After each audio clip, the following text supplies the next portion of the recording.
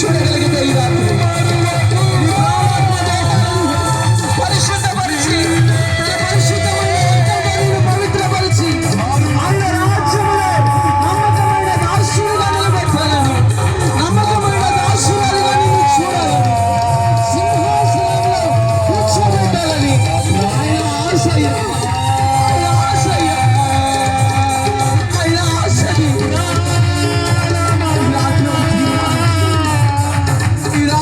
తీర్మానం చేయాలి.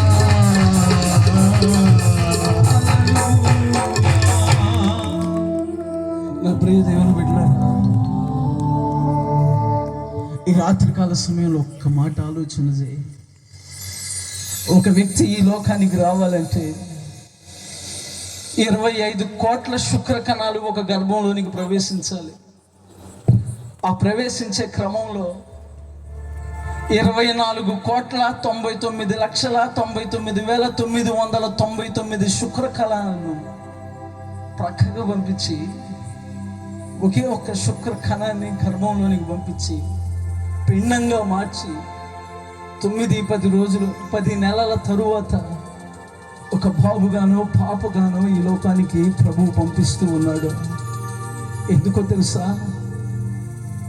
నీవు ఆయనను మహింపరుస్తావని, ఆయన పనిని ఈ లోకంలో ఉన్నప్పుడే జరిగించి ఆయన కొరకు నీవు జీవిస్తావని, ఆయన కొరకు అగ్నిలో నుంచి కొందరినైనా నీవు లాగినట్లుగా ఆయన పని కొరకు అడుగులు వేస్తావని దేవుడు నిన్ను నన్ను ఈ లోకానికి పంపించాడు.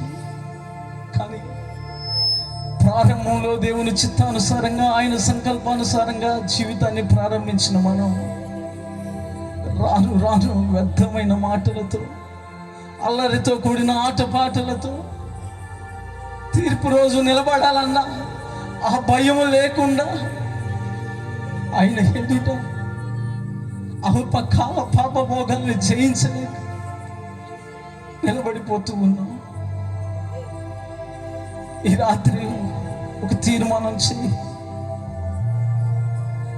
మంచివైనను సరే, చెడ్డవైనను సరే, ఈ దేహం ద్వారా జరిగించే ప్రతి చర్యను బట్టి రేపు న్యాయపీఠపు తీర్పు ఎదుట నీవు నేను ప్రతి ఒక్కరూ లెక్క ఒప్పగింపవలసిన బాధ్యత ఉన్నది.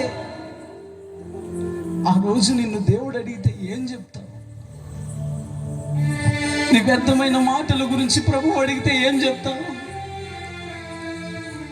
నా కొరకు ఏం పని చేసావు? నువ్వు నమ్మకమైన దాసుడుగా ఉంటావని, నమ్మకమైన దాసురాలిగా నీవు జీవిస్తావని, నీ ప్రాణాత్మ దేహాలతో నన్ను మహిమపరుస్తావని 24 కోట్ల శుక్ర కణాలు 24 కోట్ల మందిని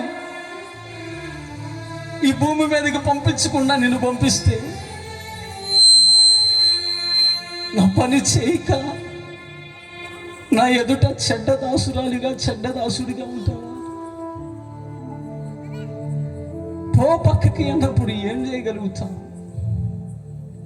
అప్పుడే దేవుని బిడ్డలారా, సంవత్సరాలుగా ఎన్నో ఆత్మలు నశించి నరకానికి వెళుతూ ఉంటే నీ పని నేను చేస్తానయ్యా అని ప్రారంభించిన వ్యక్తులు కొందరు ఆగిన తన దాసుని దేవుడు ప్రత్యేకించుకుంటూ, మరి కొందరు యవనస్తుని ప్రత్యేకించుకుంటూ ఈ సభలు జరిగిస్తూ ఉన్నాడు.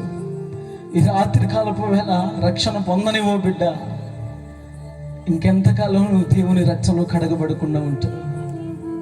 ఎంతకాలం ఈ అల్పకాల పాపభోగాన్ని ఆశిస్తూ ఈ లోకంలోనే జీవించాలని